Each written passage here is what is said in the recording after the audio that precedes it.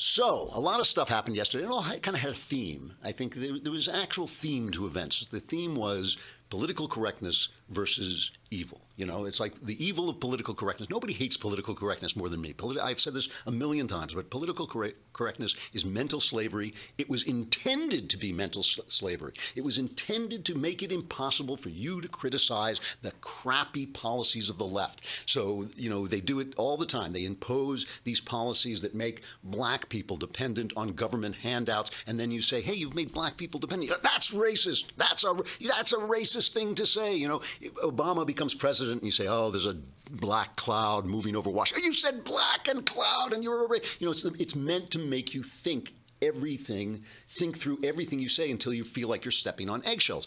And it has created one of its worst aspects. It has created this apology culture where every time, look, if you talk even as much as I do, if you're part of the media, you're going to be talking a lot. It's a 24/7 news cycle. You're going to say a lot of things. Sometimes you're going to get things wrong. You're going to say something you didn't quite mean. You want to take it back later. You want to adjust it or whatever. But this constant shaming of people, like the Stalinist show trials where you're supposed to stand in front of a microphone and hold your head down, it's disgusting. And we're all sick and tired of it. And we all want to break free of this thing.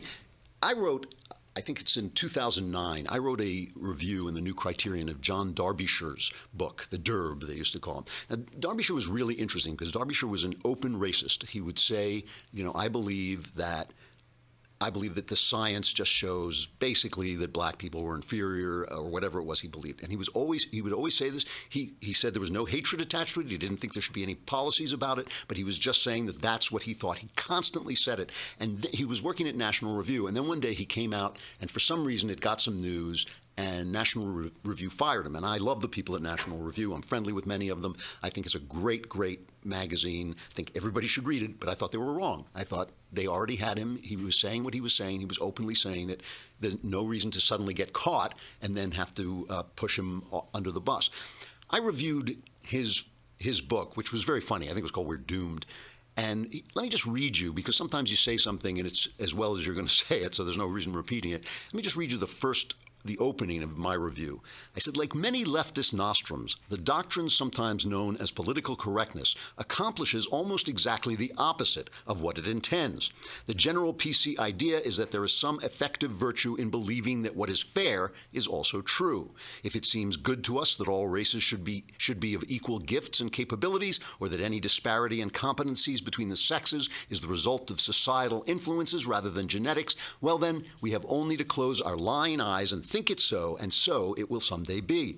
Anyone who allows any expression of doubt or disagreement to cross his mind or pass his lips must be shamed into silence. The shame and silence themselves become instruments of the social change that will ultimately make the wished-for truth the truth indeed. Yet rather than make the world less racist or sexist, political correctness only really serves to lend to both racism and sexism a glamour of individualism and honesty.